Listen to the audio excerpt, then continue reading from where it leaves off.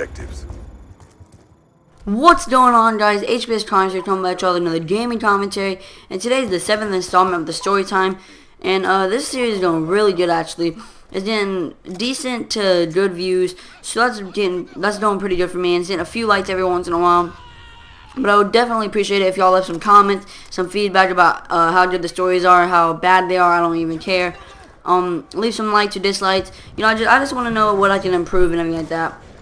But anyways, so the last episode I put up was how I broke both my legs, and this one I'm gonna talk about how I broke my wrist. And I did mention this in the other story time, but here it is. So back in 4th grade, my dad worked till like 5, and I got out of school at like 2:15. So what we did is my dad was paying my aunt like I think like $100 a month maybe to pick me up from school every day and watch us until my dad could drive by and pick us up. And I had football practice also, so like after she'd pick us up to the football field that we practiced at was right across the road from her neighborhood that she lived in. So we would practice right across the street there. So she'd pick me up, we'd eat, play at spots until football practice starts. And then once football practice started, we'd do football. But on Friday nights, we didn't have football practice. So what we did is I came home one day, and it was back during when the PS3 first came out. And it was before Xbox came out, and I got that, or I didn't get it, but my cousins had it, and they had it, and we were playing Call of Duty World at War, and that game was pretty fun.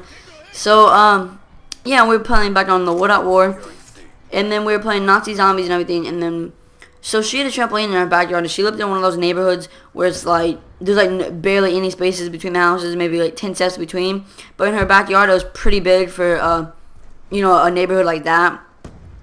And so we had the trampoline back there, and we were all wrestling back there and stuff, and we were having fun. And then my dad finally got home, and he was there, and I was in socks. So I went to go jump off to go in his house, or to go in his car.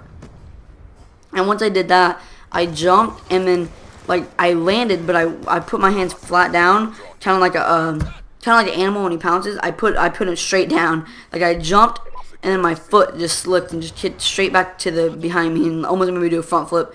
And I came down, and I almost landed head first, and I put my hands down there just try to like defend myself, and like my left wrist, my hand just pushed back, and I heard it snap. It was like, it was just, oh, it hurt so bad. I heard it snap. I started crying right away, and then once that happened, my dad he was like, oh, you didn't break it, you probably just sprained it, and they're all just watching me sit there crying, and they thought I sprained it, but I really did hear it break. It like, ugh. It hurt so bad. And then, so all the, he didn't want to go to the hospital and pay like a huge bill, because he didn't know if it was broken or not. So he didn't want to spend a huge bill on an X-ray. So what he did, he took me to a walk-in clinic. And like I said in the other story time, the best thing for a broken bone is leverage. So I had a long sleeve shirt on that day, and I put the sleeve in my mouth, and I basically just held up my arm with my like wrist hanging, like with no movement, just hanging by my teeth, because it felt so much better. And then once I got in the walk-in clinic, we were in the waiting room. We were waiting for them to call us back there. You know, I was still hurting pretty bad. I was pretty sore and purple swollen and everything like that. But I was pulling through. It wasn't hurting as bad. And then once we got in the room, it didn't hurt as bad. And then when we went back to the X-ray room, and basically they made me put my bone in a position like I couldn't, like because it was snapped, and like it was hard for me to twist the arm that way, and it hurt so bad, and I could only hold it there for like 2 seconds. They had to get the thing really fast, and so after that, they figured out it was broken, and for like a week or 2, I had to wear one of those slings with the white little foam stuff around you, and then you put the sling in it. I had to wear that for like a week or 2, and then after that, I got me a red cast, and it just went up to not elbow length, like to where you can't bend it, but like right before elbow, so I could still move my arm and everything, throw balls and everything. And what I did with the cast, I have a really big dog, Great Dane Mixed Rottweiler. And I always like playing with him and stuff to keep him in shape. So what I did is I kept messing with him until he gets mad and he'll start like nipping at you. And what I did, I put my arm in the way with my cast, and I just let him chew on that. And I just like kept pushing him away, and I kept blocking it with my cast. I'm not gonna lie, a cast could be a really good armor for like a soldier or something.